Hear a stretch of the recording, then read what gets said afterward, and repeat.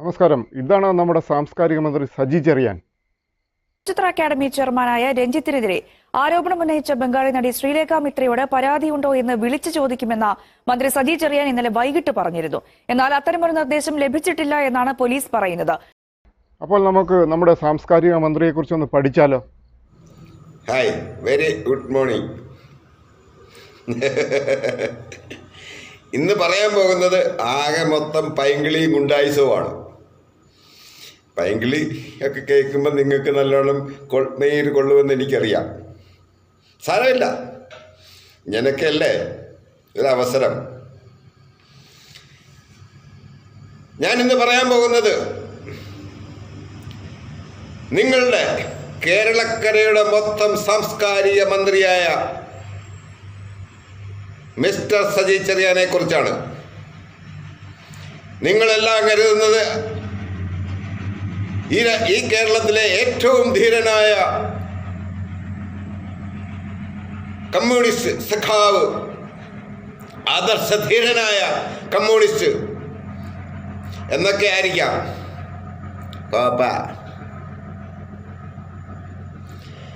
ഈ ധീര സഖാവിൻ്റെ ഇക്കണ്ട കാലത്തെ ജീവചരിത്ര കഥകൾ നിങ്ങൾ അറിഞ്ഞാൽ നിങ്ങൾ നെഞ്ചത്ത് കൈവച്ച് അറ്റാക്ക് വന്ന് ചാകും.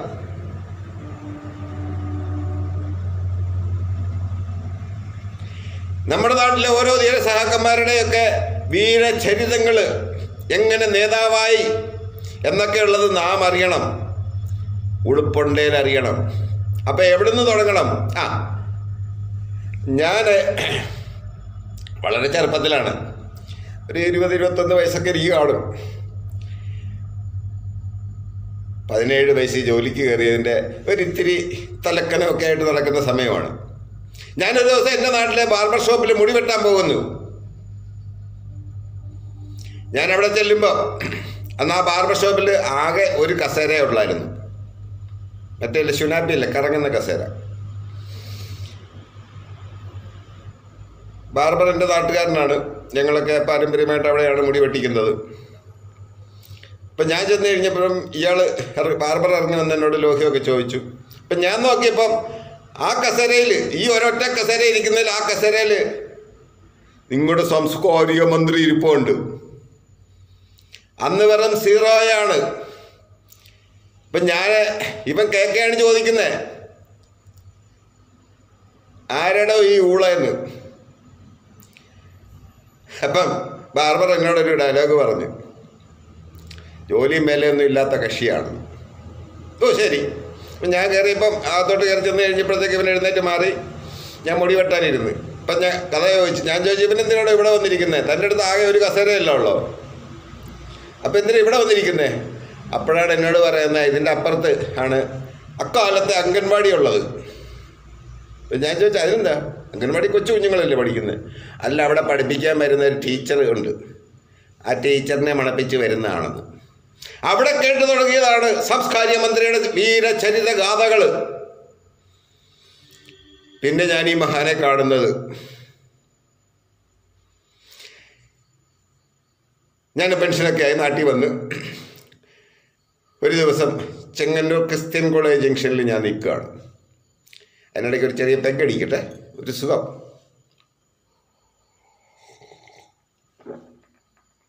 ആഹാ, എന്താ പെരുപ്പ്! അടിച്ചത് നല്ല സൂപ്പർ സ്റ്റാർ. വേണ ഒരു പെഗ് അടിച്ച.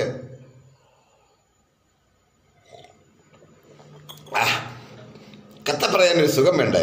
2 പെഗൊക്കെ ചെന്ന് കഴിയുമ്പോൾ നല്ല സുഖമാണ്, ഇല്ലേ സഖാവേ? എൻ്റെ നാട്ടിലെ ഒരൊറ്റ കൂള സഹാക്കന്മാരും പറയില്ല ഞാൻ കുടിയനാണെന്ന്. പറയാനുള്ള ചങ്കറപ്പുള്ള ഒരുത്തനുണ്ടെങ്കിൽ കൊണ്ടുവാ തെളിവിന്. വേണം വേണം വേണം കാര്യം. അങ്ങനെ ഞാൻ ക്രിസ്ത്യൻ കോളേജ് ജംഗ്ഷനിൽ നിൽക്കുന്ന സമയത്ത് എൻ്റെ കൂടെ പഠിച്ച 1-2 പേരും ഒക്കെ, അതിൽ 1-2 പേര് അവിടെ ഓട്ടോ ഓടിക്കുന്നുണ്ട്. പിന്നെ അവരുടെ വീട് അതിന് സമീപത്തൊക്കെയാണ്. അപ്പോൾ ഇവരെ കണ്ടുകൊണ്ട് ഞാൻ സ്കൂട്ടർ നിർത്തി അവിടെ ഇറങ്ങിയതാണ്.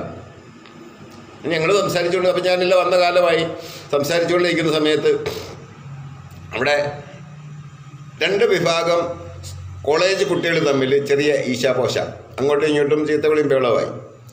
അപ്പോഴാണ് ഞാൻ കാണുന്നത് ഈ പറഞ്ഞ ധീര സാംസ്കാരിക മന്ത്രി വേറൊരു ആ നാട്ടിലെ രജിസ്ട്രേഡ് ഗുണ്ട യോടൊപ്പം നടന്നു വരുന്നു. രജിസ്ട്രേഡ് ഗുണ്ട എന്ന് പറഞ്ഞു കഴിഞ്ഞാൽ ചെങ്ങന്നൂർ ടൗണിൽ പരസ്യമായിട്ട് പബ്ലിക്കായിട്ട് റോഡിൽ പോലീസുകാരൻ്റെ ചെള്ളക്കടിക്കാൻ ധൈര്യമുള്ള ഗുണ്ടയാണ്. എല്ലാവരും നിങ്ങൾ കാണുന്ന മാതിരി ഞാഞ്ഞേലു ഗുണ്ടയൊന്നുമല്ല. രണ്ടുപേരും കൂടെ നടന്നു വരുന്നു. അപ്പം നടന്നു വന്നു കഴിഞ്ഞപ്പോഴത്തേക്ക് സഹാക്കന്മാർ ഈ കുട്ടികളെ BJP-ക്കാർ കുട്ടികളെയൊക്കെ ഭയങ്കര ഫയർ ചെയ്യുന്നു, ഉന്തുന്നു, തെള്ളുന്നു, ഭയങ്കര വേളം. അപ്പം ഞങ്ങളിതൊക്കെ കണ്ടുകൊണ്ട് ഇങ്ങനെ നിൽക്കുക, അടി നടക്കുമോ എന്ന് അറിയാനാണ് നിൽക്കുന്നത്. അന്ന് നിങ്ങളുടെ സാംസ്കാരിക മന്ത്രി ഒരു ബ്ലോക്ക് മെമ്പർ പോലും അല്ല. അന്നല്ലെന്ന് തോന്നുന്നു, കഴിഞ്ഞങ്ങണ്ടായത്. ഞാൻ നോക്കുമ്പോൾ ഉണ്ട് പാഞ്ഞ് 2 ചെറുപ്പക്കാർ ബൈക്കിൽ പാഞ്ഞ് അവിടെ വരുന്നു. ഹോണ്ടയോ മറ്റായിരുന്നു തോന്നുന്നു. വന്ന് ബൈക്ക് താഴെ ഇടുന്നു, ചാടി ഇറങ്ങുന്നു. 2 പേരുടെ കയ്യിലും മറ്റേ സ്നാപ്പിയുണ്ട്, വടിവാള്. ഇവന്മാർ ചാടി ഇറങ്ങുന്നു. ഇവന്മാരിറങ്ങുന്ന കണ്ടു കഴിഞ്ഞിട്ടുണ്ട് ഈ ധീര ഗുണ്ടയും നിങ്ങളുടെ സാംസ്കാരിക മന്ത്രിയും കൂടെ നേരെ കിഴക്കോട്ട് ഓടുന്നു, MC റോഡ് വഴി.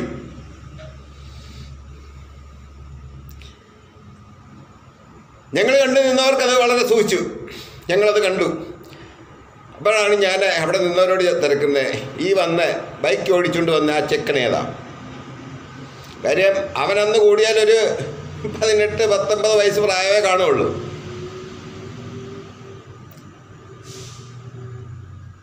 ഞാൻ ചോദിച്ചു ഇവനേതാ?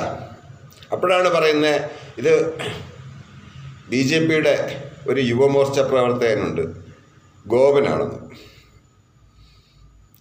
അപ്പം ഞാൻ പറഞ്ഞ ആള് കൊള്ളാം, മിടുക്കനാണ്, ചങ്കുറപ്പുണ്ട്. അവനെ കണ്ടുടനെ ഇവന്മാർ ഓടിയത് കണ്ടില്ലേ?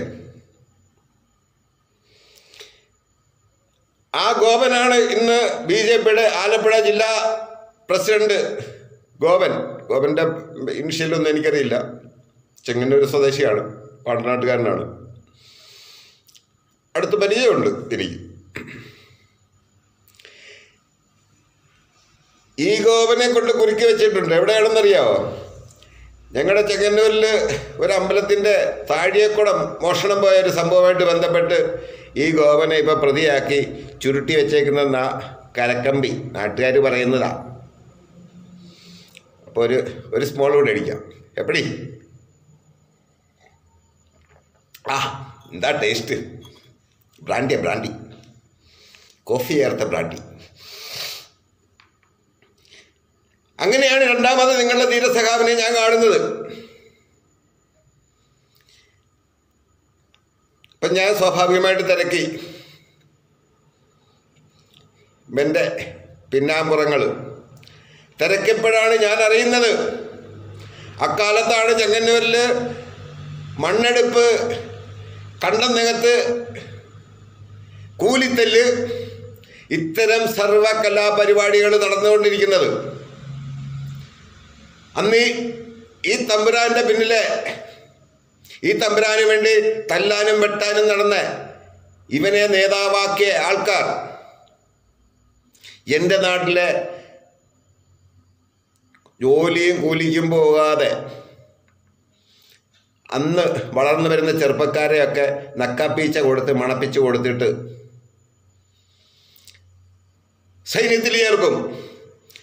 മുളക്കഴ പഞ്ചായത്തിൽ അക്കാലത്ത് ജീവിച്ച ഈഴവ പുലയ സമുദായത്തിലുള്ള സർവ്വ ചെറുപ്പക്കാരും ഇന്നും ജീവിച്ചിരിപ്പുണ്ട്. ഇവന് വേണ്ടി കൂലിത്തല്ലിന് നടന്നിട്ടുള്ള ആൾക്കാരാണ്. ഇവനെ നേതാവാക്കാൻ, ഇവന് വേണ്ടി വെട്ടാനും കുത്താനും നടന്നിട്ടുള്ള ചെറുപ്പക്കാര്. അവരൊക്കെ ഇന്നെന്താ പറയുന്നതെന്നുള്ളത് വേറെ വീഡിയോ എടുത്ത് വെച്ചിട്ടുണ്ട്, തരാം, സമയമാകട്ടെ കേട്ടാ. ഇപ്പം ഇത് തൽക്കാലം ഇതൊന്ന് വിഴുങ്ങ്. കാര്യം ഇപ്പം അവന്മാരൊന്നും ഇവൻ വിളിച്ചാൽ പോകത്തില്ല. ഇപ്പം ഇവനെ വേണ്ട തിരിച്ചു വെട്ടുമെന്നും പറഞ്ഞാൽ അവർ നടക്കുന്നത്. കാര്യം പിള്ളേരുടെ എല്ലാം ജീവിതം കോഞ്ഞാട്ടയായെന്ന് അവന്മാർക്ക് മനസ്സിലായി. അതുകൊണ്ടാ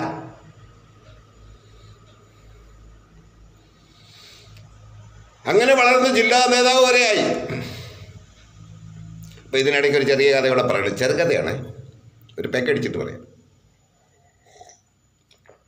ആ എന്തൊരു ഉഷാറ്. അങ്ങനെ ഞാൻ നാട്ടിൽ പാലിയേറ്റീവ് കെയറും ഒക്കെ നടത്തി. ഞാനും നമ്മുടെ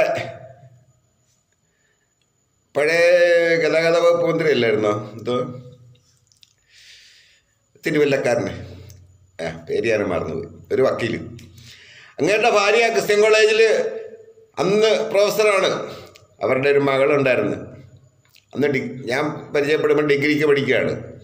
അങ്ങനെ ഞാനും അവിടുത്തെ ചെങ്ങന്നൂരിലെ 2-3 വേറെ ടീച്ചർമാരും ഞങ്ങളെല്ലാം കൂടെ കൂടി ഒരു 12 പേര് കൂടിയിട്ടാണ് ചെങ്ങന്നൂർ താലൂക്ക് വെൽഫെയർ കമ്മിറ്റി രൂപീകരിക്കുകയും അതിൻ്റെ ഭാഗമായിട്ട് Chengannur taluk pain and palliative care unit തുടങ്ങുകയും ചെയ്തത്. 2001 മറ്റോ ആണ് ഞങ്ങൾ തുടങ്ങുന്നത്. അക്കാലത്ത് ഈ പറയുന്ന ഞാൻ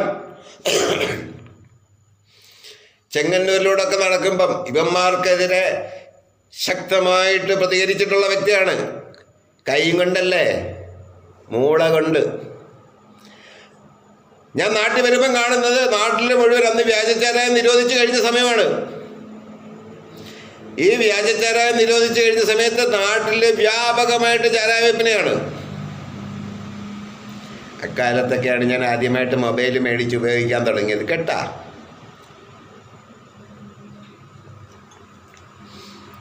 ഞാൻ സ്ഥിരം അന്നിരുന്ന ഒരു ഡെപ്യൂട്ടി ഡയറക്ടർ, ഡെപ്യൂട്ടി കമ്മീഷണറോ ആരുണ്ടല്ലോ ജില്ലയിലിരിക്കുന്ന എക്സൈസ് കമ്മീഷണർ, ഇയാളെ പോയി പരിചയപ്പെട്ട്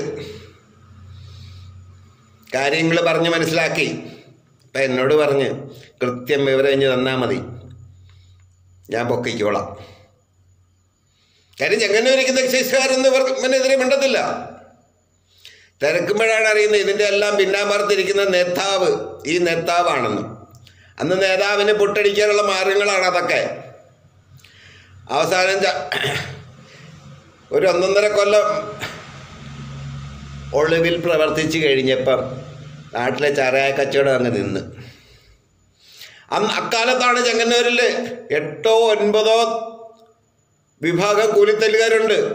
ഇതിൻ്റെ മൊത്തം ക്രിയേറ്ററും സംരക്ഷകനും നിങ്ങളുടെ സാംസ്കാരിക മന്ത്രി ആയിരുന്നു.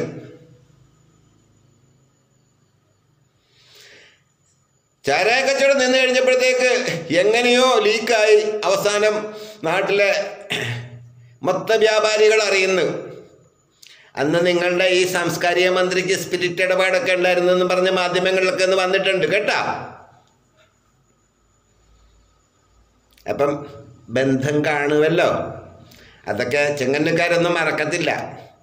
മാധ്യമങ്ങൾ മറന്നാലും നിങ്ങൾ പൊതുജനങ്ങൾ മറന്നാലും. അങ്ങനെ ഒരു ദിവസമുണ്ട്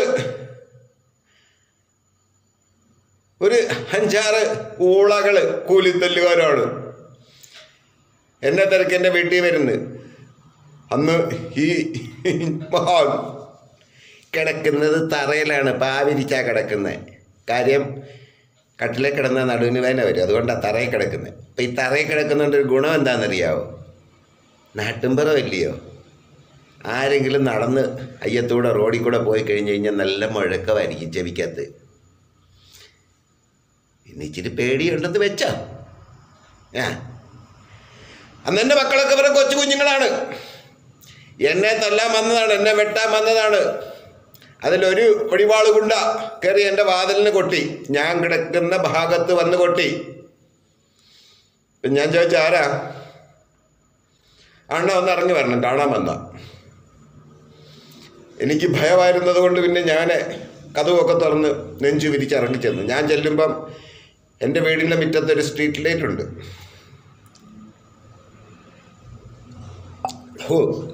ആരാടാ ചാരായത്തിനകത്ത് ഇഞ്ചിയൊക്കെ കൊണ്ടിട്ട്?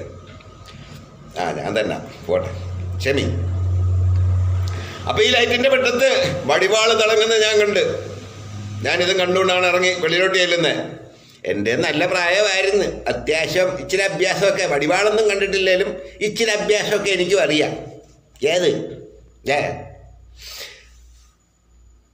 ഞാൻ ചെന്ന് എന്താണ് പ്രശ്നം? അപ്പോഴാണ് ഇവൻ പറയുന്നത്, എണ്ണ ഒന്ന് ഇറങ്ങി റോഡിലോട്ട് വാ.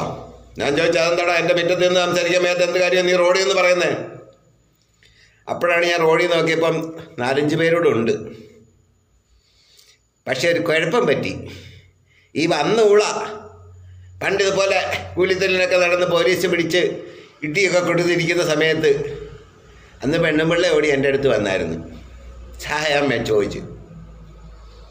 അപ്പം ഞാനാ സഹായിച്ചത്. ഇതൊരു കൊച്ചു കുഞ്ഞുമൊക്കെ ഉണ്ട് കാലത്താണ്. അപ്പം ആ സഹായിച്ചത് പെണ്ണുമ്പിള്ള കൃത്യമായിട്ട് ഭർത്താവിനോട് പറഞ്ഞു കൊടുത്തിട്ടുണ്ട്. പിന്നെ ഇവൻ എന്നെ വെട്ടാൻ തോന്നുമോ? അപ്പോൾ ഇവൻ എന്നോട് പറഞ്ഞ, അണ്ണാ ഒരു കൊട്ടേഷനുമായിട്ട് വന്ന എന്താ കാര്യം? അത് ചാരായക്കാർക്കെതിരെ പ്രവർത്തിക്കുന്ന അണ്ണനാണെന്ന് ഞങ്ങൾക്ക് മനസ്സിലായി, ദ്രോഹിക്കരുത്. ഞാൻ പറഞ്ഞു, ശരി, നിങ്ങൾ ചാരായ കച്ചവടം നിർത്തിക്കോ, ഞാനിനി ഇതിൻ്റെ പിന്നിൽ ഒന്നും മുമ്പോട്ട് ചെയ്യത്തില്ല, ഞാനിത് ഇവിടെ നിർത്തി. പക്ഷേ എൻ്റെ വീട്ടിൽ കയറി ഈ ധൈര്യം കാണിച്ച് നിന്നെ ഞാൻ എന്തോ ചെയ്യണം? അയ്യോ അണ്ണാ ഒന്നും ചെയ്യരുത്, ഞങ്ങളങ്ങ് പൊക്കോളാം. വെളിയിൽ റോഡിൽ നിന്നവരോട് ഞാൻ ചോദിച്ചു, ആർക്കെങ്കിലും കയറി ഞെട്ടുണ്ടോടാ? ആർക്കും ഞെട്ടണ്ട. എൻ്റെ ജീവിതത്തിൽ ആദ്യമായിട്ട് ഗുണ്ടകൾ എന്നെ ആക്രമിക്കാൻ വന്ന സംഭവം അതാണ്. ഞാൻ പോലീസിലൊന്നും പരാതിയായിട്ട് പോയില്ല, അതിൻ്റെ കാര്യമില്ലായിരുന്നു. ഇതൊക്കെ ചീള് കേസ്. അത് കഴിഞ്ഞപ്പോൾ ഈ കൂലിത്തല്ലുകാർ ആ സമയത്ത് മറ്റുമാണ് ആലപ്പുഴ SP ആയിട്ട് ഒരു പുതിയ ഏമാൻ വന്ന്. ഈ ഏമാൻ എന്നെപ്പോലെ ഒരുമാതിരി ആഡംബരപ്പായതുകൊണ്ട് പ്രത്യേകം ടീമിനെയൊക്കെ ഉണ്ടാക്കി നല്ല ഒന്നാന്തരമായിട്ട് ഈ കൂലിത്തല്ലുകാരെ കൈകാര്യം ചെയ്തു. അന്ന് ആലപ്പുഴ ജില്ലയിൽ ഹരിപ്പാട്, കായംകുളം, ചെങ്ങന്നൂർ, മാവേലിക്കര കേന്ദ്രീകരിച്ച് ഒരുപാട് കൂലിത്തല്ലുകാരുണ്ടായിരുന്നു. ഇവരെയൊക്കെ നിങ്ങളുടെ ഈ മാന്യ മന്ത്രി വിനിയോഗിച്ചിട്ടുമുണ്ട്.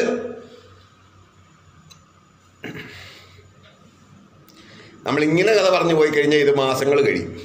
അതുകൊണ്ട് കുറച്ചായിട്ട് പറയാം. വിശദീകരണമില്ല, വിശദീകരണം പിന്നെ പറയാം. അതായിരുന്നു നിങ്ങളുടെ മന്ത്രിയുടെ ഇൻട്രൊഡക്ഷൻ. അപ്പം ഞാൻ പാലിയേറ്റീവ് കെയറൊക്കെ ചെയ്ത് നടക്കുന്ന സമയത്ത് ഇയാൾ പല വേദികളിലും പ്രസംഗിച്ചിട്ടുണ്ട്. ഒരു രാഷ്ട്രീയ പാർട്ടിയുടെ പിൻബലമില്ല, ആരെയും കണ്ട വകവെക്കാതെ നടക്കുന്ന ഇവനൊക്കെ എന്ത് ഇതാണ്. എവിടെ ചെന്ന് കഴിഞ്ഞാൽ ഇവൻ്റെ പേരെ ആൾക്കാർ പറയുന്നത്. അന്ന് ചെങ്ങന്നൂർ പാലിയേറ്റീവ് കെയർ ചെയ്യുന്നത് ഞാൻ മാത്രമേ ഉള്ളായിരുന്നു. വേറെ അന്ന് എൻ്റെ പോക്കറ്റിലെ കാശ് എൻ്റെ പെൻഷൻ മേടിച്ചിട്ടായിരുന്നു ചെയ്യുന്നത്. ആ കാശ് കണ്ടും ഞാൻ കണ്ടെത്തി കിടന്ന് വേല ചെയ്യുന്ന കാശും ഒക്കെ ആയിരുന്നു അന്ന് പാലിയേറ്റീവ് കെയറിന് വിനിയോഗിച്ചത്. അങ്ങനെ ഇവൻ അതേ കണ്ണുവെച്ച് ഏതേല് പാലിയേറ്റീവ് കെയർ ചെയ്ത ജനങ്ങളുടെ ഇടയ്ക്കോട്ട് ഇറങ്ങിച്ചെല്ലാമെന്ന്. ആദ്യത്തെ പ്രാവശ്യം ഇലക്ഷനിൽ നിന്ന് പൊട്ടിപ്പോയി. കാര്യം ജനങ്ങൾ പറയുന്നത് ഇവൻ പക്കാ ഗുണ്ടയാണ്, ഇവൻ എങ്ങനെ വോട്ട് കൊടുക്കും? അതാ കൊടുക്കാഞ്ഞത്. അങ്ങനെ ഇച്ചിള് കേസൊക്കെ ഞാനങ്ങ് വിട്ട്. അത് കഴിഞ്ഞിട്ട് വെള്ളപ്പൊക്കം ഉണ്ടാകുന്ന സമയത്ത് 2018 എൻ്റെ വീഡിയോ വന്നു, നിങ്ങളെല്ലാം കണ്ട്. ഈ വീഡിയോ വന്ന സമയത്ത്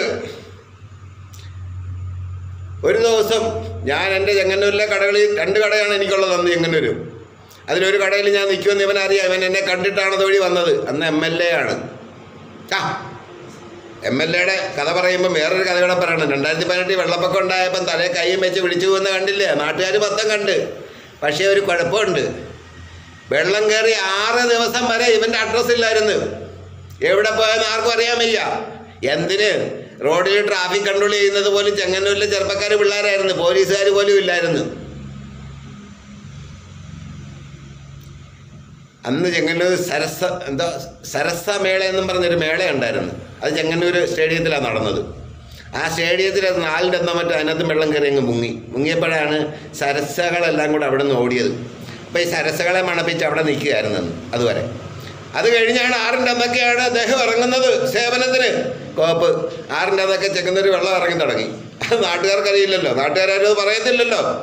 നിങ്ങൾ അയ്യോ ഹെലികോപ്പ് വേണോ, ഇല്ലെങ്കിൽ നാട്ടുകാർ മൊത്തം ചത്തൊടുങ്ങുകയെന്ന് പറഞ്ഞ് വിളിച്ചു പോയി. 452 പേരങ്ങ് ചത്തൊടുങ്ങിയെന്നൊക്കെ പറഞ്ഞിട്ട് എൻ്റെ ആരും ചത്തൊടുങ്ങിയത് ഞാൻ കണ്ടില്ല. മുട്ടറ്റം വെള്ളത്തിൽ അമ്മച്ചിമാരെ എടുത്ത് തോണിയിലേറ്റിക്കൊണ്ട് യാത്ര പോയ ചരിത്രങ്ങളൊക്കെ നാട്ടുകാർ കണ്ടതാ. പക്ഷെ ഇതൊന്നും ആരും മിണ്ടത്തില്ല. പേടിയാ. ആരെയാ? തമ്പുരാനെ പേടിയാ. തമ്പുരാൻ അവിടുത്തെ ഒന്നാമത്തെ നേതാവ് ഗുണ്ടയല്ലേ. അത് കഴിഞ്ഞ് ഈ വെള്ളപ്പൊക്കം ഉണ്ടായി, എൻ്റെ കട കൊള്ളയടിച്ച കാര്യം പറഞ്ഞ് ഞാനെന്നാ വീഡിയോ ഇട്ട് കഴിഞ്ഞിട്ടുണ്ട്. ചെങ്ങന്നൂർ കടയിൽ ഞാനന്ന് നാട്ടിലുണ്ട്, എൻ്റെ കടയിൽ നിൽക്കുന്ന എന്നെ കണ്ടിട്ട് ഈ MLA എൻ്റെ വീട്ടിൽ പോയേക്കുന്നത്. വീട്ടിൽ ചെന്നപ്പോൾ എൻ്റെ പെണ്ണുപിള്ള അവിടെ ഇല്ല. ഞാൻ വിചാരിച്ച് ഇവൻ ചെറ്റ വെക്കാൻ പോയതായിരിക്കും, അല്ലെങ്കിൽ പിന്നെ ഇവൻ എന്തിനാ എൻ്റെ വീട്ടിൽ പോകുന്നത്? ഞാൻ ഇവനുമായിട്ടൊരു ഇടപാടുമില്ല. എൻ്റെ പെണ്ണുപിള്ള പിന്നെ ചെറ്റ വെക്കലുകാരി അല്ലാത്തതുകൊണ്ട് ഒരു ഉറപ്പുണ്ട്, അവള് പോകത്തില്ല. ഇപ്പം വേണേ പോകും. അപ്പോൾ ചെന്നപ്പോൾ എൻ്റെ മോളാണുള്ളത്. അവളോട് ചോദിച്ചു എന്നെ അറിയുമോ? അവൾ പറഞ്ഞ MLA അറിയാം. ശരി.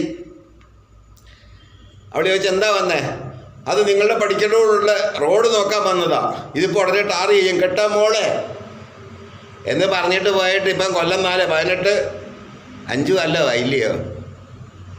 ചിലപ്പോഴേ ഇപ്പം ലവളങ്ങ് വളർന്ന് ഇപ്പം PGക്കാണ് പഠിക്കുന്നത്. PG first year. വലിയ പഠിത്തക്കാരിയാ, ഫിസിക്സാണ് പഠിക്കുന്നത്. നമുക്ക് അവിടം വരെ ഒന്നും പോകാനൊത്തില്ല. അതുകൊണ്ട് അവളിപ്പോൾ എന്നെ കാണുമ്പോൾ ഒരു ചൊറിച്ചിലുണ്ട് എന്നോട്. നിങ്ങളുടെ MLA വന്ന് റോഡ് നോക്കിയിട്ട് പോയിട്ട് കൊല്ലം 5 ആയല്ലേ, ഇതുവരെ ഇവനെ പിന്നെ കണ്ടിട്ടില്ലല്ലോ എന്ന്. എങ്ങനെയുണ്ട്? ഇപ്പം ഇനി അവൾക്കും വോട്ടായിട്ടുണ്ട് കേട്ടോ. അടുത്ത പ്രാവശ്യം അവൾ നല്ലോണം വോട്ട് ചെയ്യും. അപ്പം അന്ന് MLA എൻ്റെ വീട്ടിൽ വന്നത് എന്നെ സൂചിപ്പിക്കാൻ വന്നതാ. അതൊക്കെ എനിക്ക് അന്നേ മനസ്സിലായതാ. ഞാൻ പിന്നെ പിള്ളേരോട് പറഞ്ഞില്ലെന്നേ ഉള്ളൂ. പക്ഷേ 2018 വെള്ളപ്പൊക്കം മുതലാണ് ചെങ്ങന്നൂരിലെ ഒരു പൈങ്കിളി എൻ്റെ അയൽവക്കമായിരുന്നു അന്ന്, ഇപ്പോൾ അല്ല. ഈ അയൽവക്കത്തുള്ള ഒരു പൈങ്കിളി 13 വയസ്സുള്ളപ്പം മുതൽ അത് തന്നെ തുടങ്ങിയ പരിപാടിയൊക്കെ ഞാൻ അന്ന് എൻ്റെ പ്രായത്തിലേ കണ്ടിട്ടുണ്ട്. ചെറുപ്പത്തിൽ അന്ന് ഞങ്ങളുടെയൊക്കെ പെങ്ങളായിട്ടായിരുന്നു കാണുന്നത്. ഇന്ന് ഇത്രയും കുബുദ്ധിയില്ല. ഇപ്പോഴൊക്കെ ആയിരുന്നെങ്കിൽ നമ്മൾ കൈ നോക്കും. സ്വന്തം ഭർത്താവിനെ കളഞ്ഞിട്ട് ഡൈവോഴ്സ് ചെയ്തിട്ട് മറ്റ് പ്രമുഖ വ്യക്തികളോടൊപ്പം ജീവിച്ച് കൊതി തീരാത്ത ലോള് ആയിട്ടങ്ങ് സംബന്ധമായി. 3 പെൺമക്കളുടെ പിതാവാണ് നിങ്ങളുടെ ഈ സാംസ്കാരിക മന്ത്രി എന്ന് നിങ്ങൾ ഓർക്കണം. അങ്ങനായി അവസാനം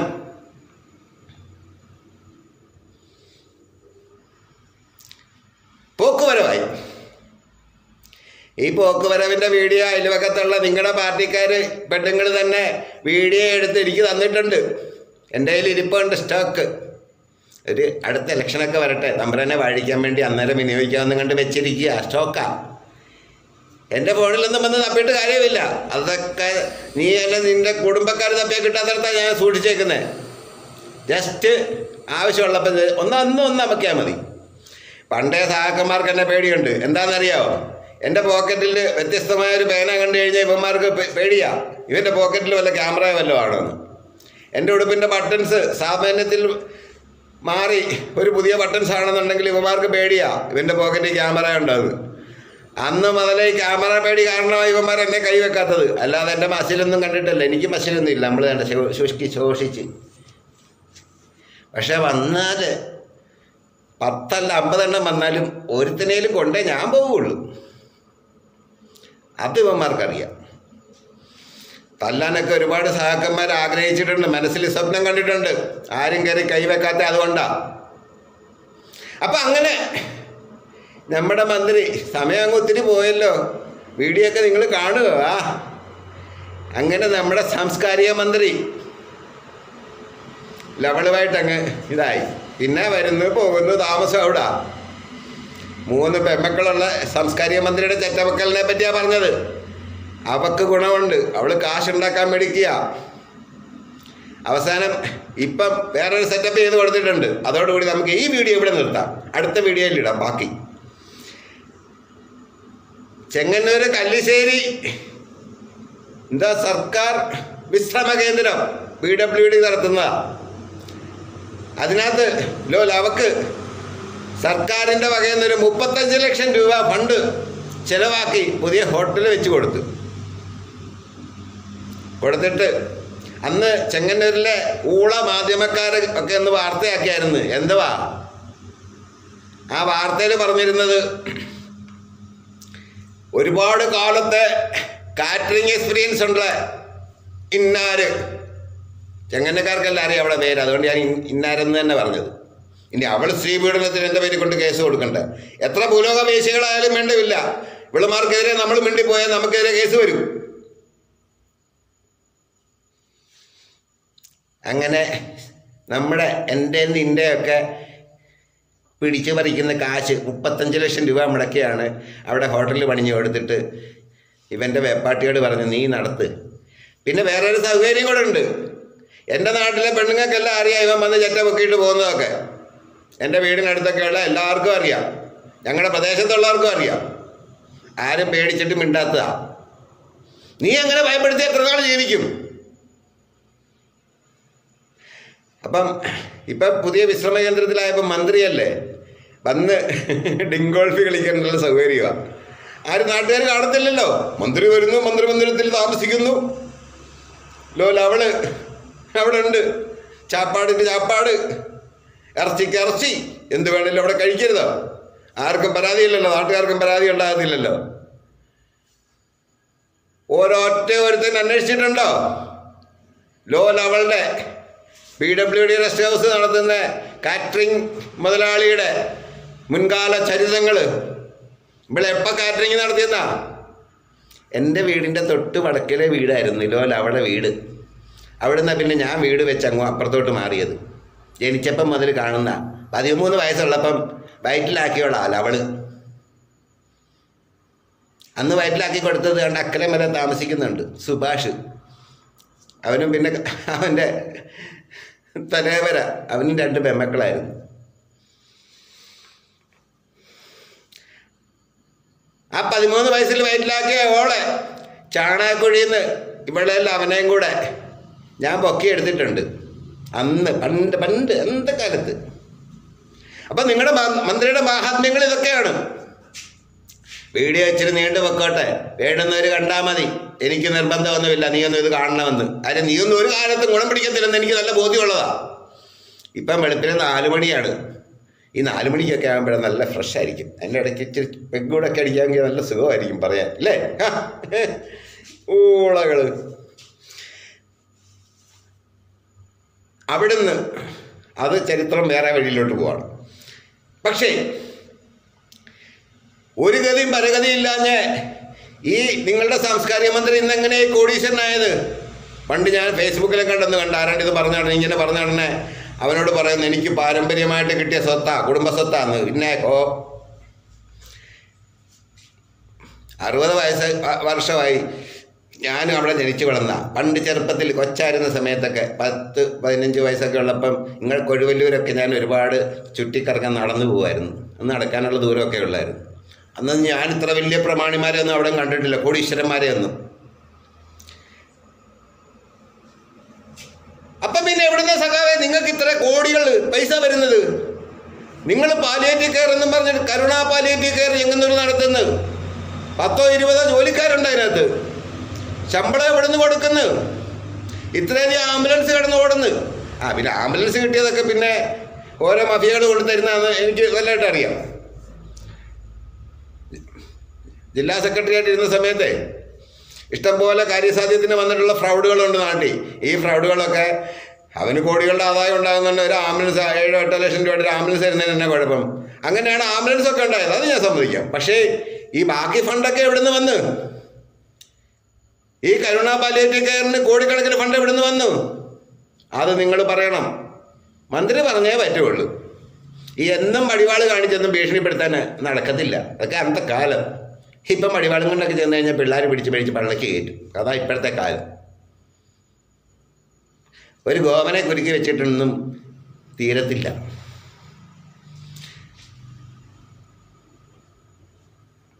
അങ്ങനെയാണ് നിങ്ങളുടെ സാംസ്കാരിക മന്ത്രിയുടെ സംസ്കാരം. ഇവന് വേണ്ടി തല്ലാനും വെട്ടാനും നടന്ന ഒരുപാട് ചെറുപ്പക്കാർ ജീവിതം കോഞ്ഞാട്ടിയായി കഞ്ചാവും ചാരായം അടിച്ച് വഴി ചത്ത് വീഴുന്നുണ്ട്. ഇവൻ ഒരുപാട് കോടികൾ വെട്ടിപ്പിടിക്കാൻ വേണ്ടിയിട്ട് എവിടുന്ന് പണം വന്നു? ഇവനെതിരെ ആരെങ്കിലും മിണ്ടിയാൽ പിന്നെ നാട്ടിൽ കുറച്ച് കുറേ പൈങ്കിളി പിള്ളേർക്കൊക്കെ ജോലി മേടിച്ചു കൊടുത്തിട്ടുണ്ട്. അതെന്തുവാണെന്നറിയാമോ? ഏറ്റവും കൂടുതൽ ആരോഗ്യവകുപ്പിലൊക്കെയാണ്. ആരോഗ്യവകുപ്പിൽ അവിടെ ഇവിടെയൊക്കെ ജോലി മേടിച്ചു കൊടുക്കും. അതൊക്കെ സഖാവ് ചെയ്തു കൊടുക്കും. പ്രതിഫലത്തിന് പിന്നെ പെങ്കൊച്ചുങ്ങളാകുമ്പം ചെറ്റപ്പൊക്കി കിട്ടിയാൽ മതിയല്ലോ, വേറെ കാശൊന്നും വേണ്ടല്ലോ. അങ്ങനെ ചെങ്ങന്നൂർ ഒരുപാട് പേർക്ക് ജോലിയൊക്കെ മേടിച്ചു കൊടുത്തുനിന്ന് ചില വാഴകൾ സ്തുതി പാടുന്ന കേൾക്കാം. പക്ഷേ വേറൊരു കുഴപ്പം, വീടിൻ്റെ പരിസരത്തൊക്കെയുള്ള പഴയ ഇല്ല കൂലിത്തല്ലിൽ നടന്നിട്ടുള്ള ഈഴവ പുലയ സമുദായത്തിൽപ്പെട്ട് ജീവിതം പാടായി പോയ, ഇന്ന് കഞ്ചാവുമായി ചാരായം അടിച്ച് നടക്കുന്ന പിള്ളേർക്കൊക്കെ നിന്നെ കണ്ട അവരപ്പം കലിപ്പ് തീർക്കും. അത്രയ്ക്ക് കലിച്ച ഭാഷ അവർ പറയുന്നത്. ഞാൻ പറയുന്നതൊന്നുമല്ല, ഞാൻ പറയുന്നതൊക്കെ വെറും സിമ്പിള്.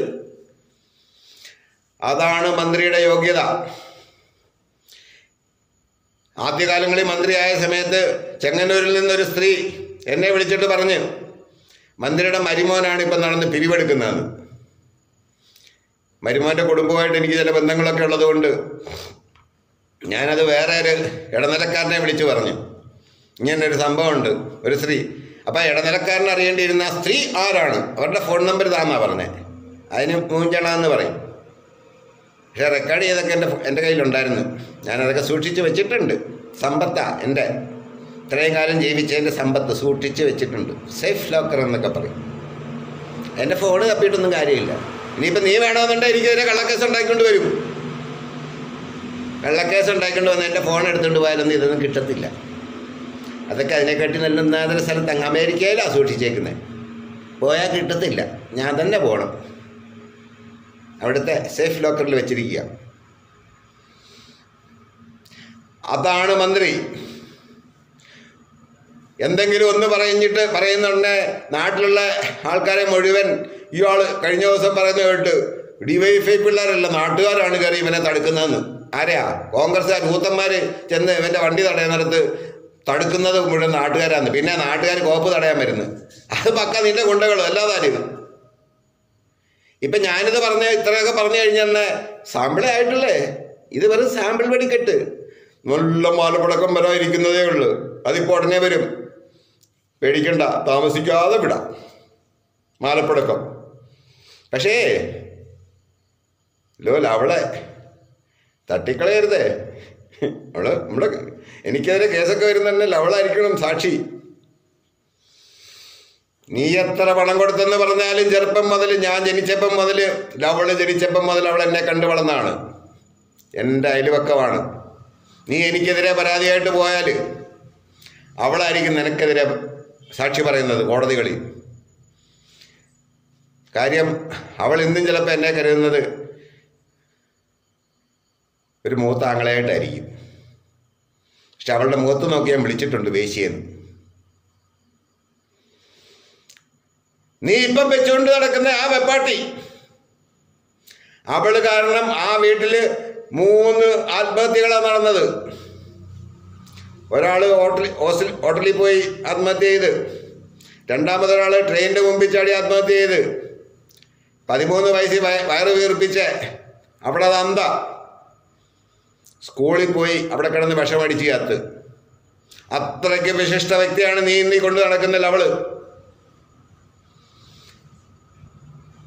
ബാക്കി കഥ നമുക്ക് അടുത്തതിൽ പറയാം. ജീവനോടെ ഉണ്ടെങ്കിൽ ഇനി എൻ്റെ വീട് കയറി ആക്രമിക്കുവോ എന്നെ തട്ടിക്കളയുവോ ഇതൊന്നും എനിക്കറിയാൻ വയ്യ. എന്തെങ്കിലുമൊക്കെ ഉണ്ടാകും എന്നുള്ള കാര്യം ഉറപ്പാ.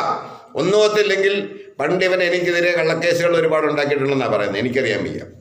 അതിൻ്റെ പിന്നിൽ ഇവനായിരുന്നു എന്നൊന്നും എനിക്ക് വലിയ ഉറപ്പൊന്നുമില്ല. അതൊക്കെ അന്ന് മറ്റ് മേഖലകളിലൊക്കെ നിന്ന് ഫ്രോഡുകൾ ചെയ്ത കലാവിരുത് ഇവനായിരിക്കുമെന്ന് എനിക്ക് തോന്നുന്നില്ല. ഉള്ളതുപോലെ പറയണമല്ലോ. അപ്പോൾ കേസൊക്കെ വരികയാണെന്നുണ്ടെങ്കിൽ ജീവനോടെ ബാക്കിയുണ്ടെങ്കിൽ ബാക്കി കഥ പറയാം. അപ്പം ശരി, നീയൊക്കെ കരുതും ഞാൻ വെള്ളം അടിച്ചിട്ടാണ് ഈ പറയുന്നതെന്ന്. അത് ഞാൻ ചാരായം കുടിക്കുന്നത് കണ്ടപ്പം ബോധ്യമായി കാണുമല്ലേ. നിന്നോടൊക്കെ എനിക്ക് വെറും പുജ്ഞമാണ്. സർവ്വ മലയാളികളോടും പുജ്ഞമാണ്. കാരണം എന്താണ്? നീയൊക്കെ ഇവൻ്റെയൊക്കെ സമ്പത്തും മറ്റു പലതും കണ്ടിട്ടാണ് അതിൻ്റെ പുറകെ പോകുന്നത്. ഇവൻ്റെയൊക്കെ പവർ എന്ത് പവറാ എന്നോടൊന്ന് പറഞ്ഞാൽ എന്ത് പവറെന്ന്. ഇന്ന് ഞാൻ നല്ല മൂഡിലാണ്. എന്നോട് കയറി ഉടക്കാൻ വരരുത്. വന്നാൽ ഞാൻ നല്ല ഒന്നാമത്തെ ഡയലോഗ് പറയും. അപ്പം ശരി, എല്ലാവരും കണ്ട് ആസ്വദിക്ക്. അടുത്തത് നമുക്ക് ഉടനെ തരാം. അപ്പോൾ ലാൽ സലാം.